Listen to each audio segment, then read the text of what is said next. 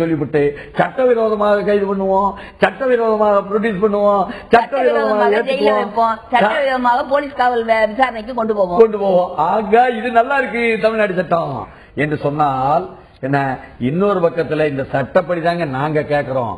நியூயார்க்ல இருந்து வந்து உங்க ஊருக்கு வந்து சென்னைக்கு வந்து இவ்வளவு ஊடகவியலாளர் கூட்டத்துல வந்து கேட்கிறோம் ஐயா. அதாவது நியூயார்க்ல இருந்து இன்னுமே நேற்று ஒரு ஊடகவியலாளர் கூட்டம், அதுல refer Sri Lanka to international criminal court சொல்லி நாடு கடந்த தமிழ் அரசாங்கம் என்று சொல்லக்கூடிய டிரான்ஸ்நேஷனல் கவர்மெண்ட் ஆஃப் தமிழ் ஈழத்தினுடைய பிரைம் மினிஸ்டர் என்று அழைக்கப்படக்கூடிய ஆனா இந்த அண்ணா சாலை ஆங்கிலேயர் செல்ஃப் ஸ்டைல்டு பிரைம் மினிஸ்டர் எடுத்து போட்டிருக்காங்க. அவர் 44 நாடுகளில் தமிழ் மக்களால் தேர்ந்தெடுக்கப்பட்டு அதன் மூலமாக தலைமை அமைச்சராக வந்திருக்கிறார் விஸ்வநாதன் ருத்ரகுமார் என்றால் அவர் நேரடியா வர்றாரு, ஸ்கைப்ல வர்றாரு, பேசுறாரு.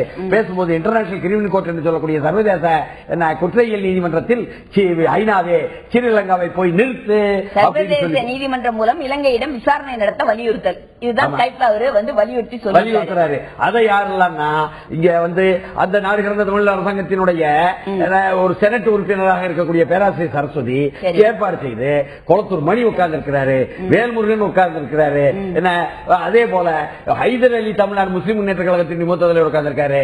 அதே போல ஃபாதர் குழந்தைசாமின்னு சொல்லி போட்டு அவர் சொல்லும்போது சொன்னாருங்க, ஐயா நீங்க வந்து போப்பரசர் பிரான்சிஸ் வந்தாரு இலங்கைக்கு, என்ன சொன்னார், நீதி இல்லாமல் நீதி கிடைக்காமல் சமாதானம் ஏற்படாது சொன்னாரே.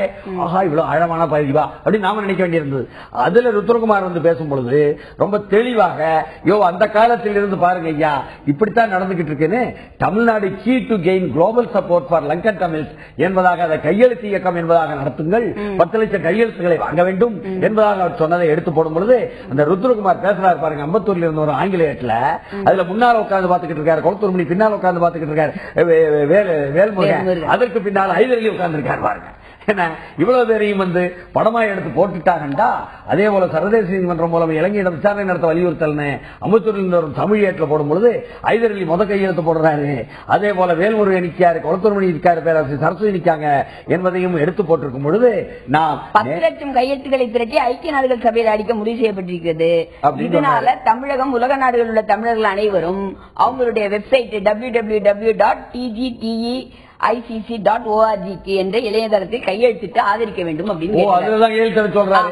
ஆனா இங்க துணியில போட்டு கையெழுத்து அப்புறம் தாழ்ல கொடுத்து கையெழுத்து வாங்குறதுக்கு எல்லாம் ஏற்பாடு பண்ணாங்களா? ஆனா இப்படி இணையத்தின் மூலம் செய்யுங்கன்னு ருத்ரகுமார் சொல்லுவார்.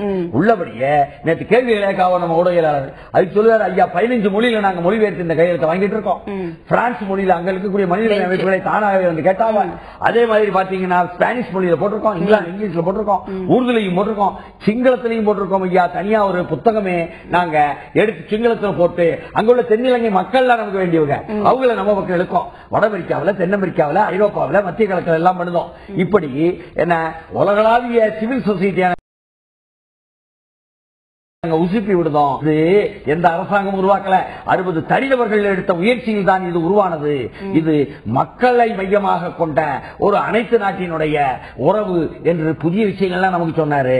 அது மட்டுமல்ல, அப்படி அங்கு நடந்ததெல்லாம் தனிநபர் ராஜபக்சே அல்லது சிறிசேனா அல்லது வந்து பொன்சேகா இவங்கெல்லாம் தப்பு பண்ணவங்க, போர்க்குற்றம் பண்ணவங்க, அவங்கள மட்டும் எதுக்கல நாங்க ஸ்டேட் ஸ்பான்சர்டு ஜெனோசைடு என்று சொல்கிறோம். அந்த இலங்கை அரசே நடத்திய கட்டவிழ்த்து விட்ட ஒரு இன அழிப்பு, இனப்படுகொலை. ரொம்ப நல்ல புதிய ஆங்கிள் பரந்த பார்வையில பேசிட்டு இருக்கும்போது சொல்லுறாரு, எங்களுடைய முதல்வர் விக்னேஸ்வரன் சொல்லுறாரு, அவர் அழகா ஜெனோசைடு என்று தீர்மானம் போட்டார்.